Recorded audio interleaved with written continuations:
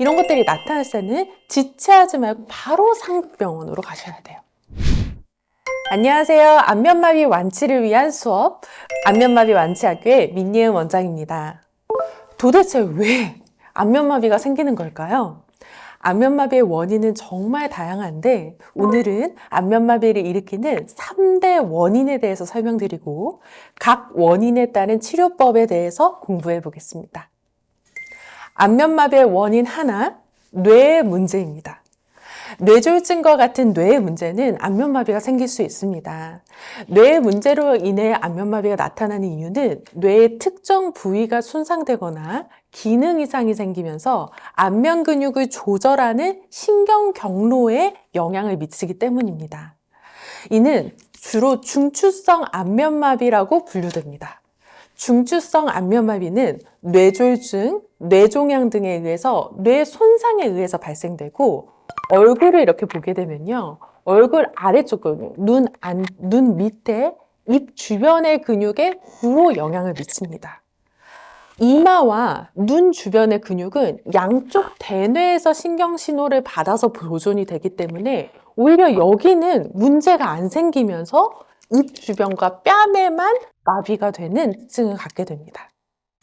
안면마비의 원인 둘, 람세이언트 증후군입니다. 바리셀라 조스터 바이러스 감염으로 인해 발생하는 질환으로 7번 뇌신경인 안면신경과 그 주변 구조에 같이 병리적인 영향이 미친 겁니다. 이는 대상포진이라고 많이 들어보셨죠? 대상포진의 한 형태이고 안면마비와 함께 다른 증상들이 같이 생겨요.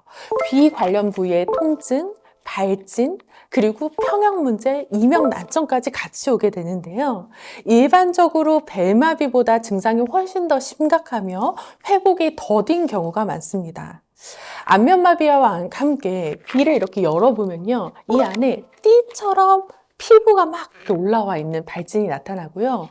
귀가 아프기도 하고 무언가 불편함이 느껴지고 갑자기 귀가 안 들리기도 하고 어질어질하기도 하면서 일부 환자에게서는 이명이 생기기도 합니다.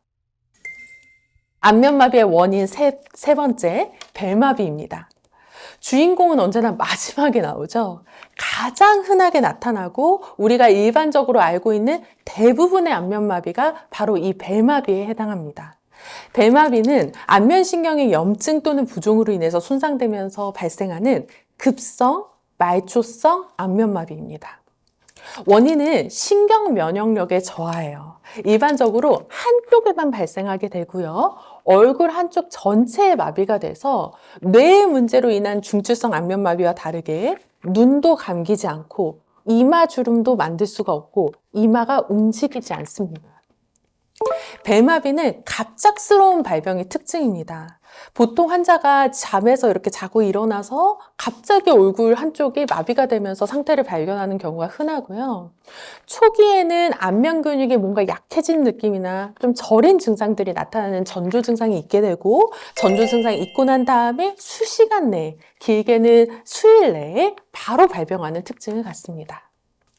안면마비 치료에서 가장 중요한 것은 각 원인에 따른 정확한 치료를 하는 것과 각 시기 단계에 맞는 치료를 하는 것입니다. 먼저 뇌로 문제로 인한 안면마비가 발생했을 때는 조기 진단이 가장 중요합니다.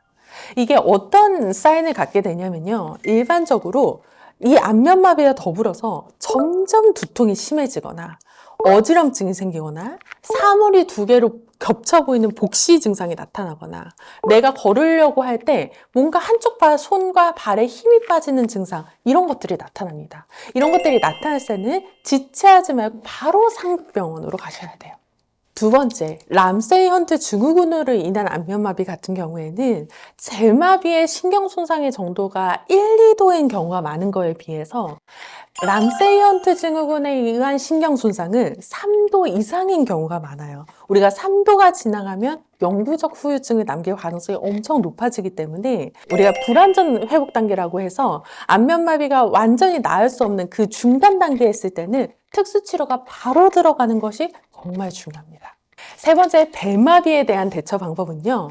벨마비는 약 80%의 환자가 3개월에서 6개월 내에 완전 회복이 되지만 일부 환자의 경우에는 영구적인 후유증이 남길 수 있습니다.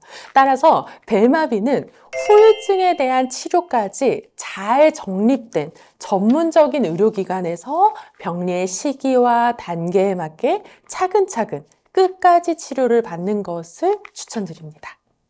오늘은 안면마비의 3대 원인과 특징, 그리고 대처 방법에 대해 알아봤습니다. 안면마비 환자가 다시 웃는 그날을 위해 달려가는 안면마비 완치학교. 다음 영상에서 뵙겠습니다. 감사합니다.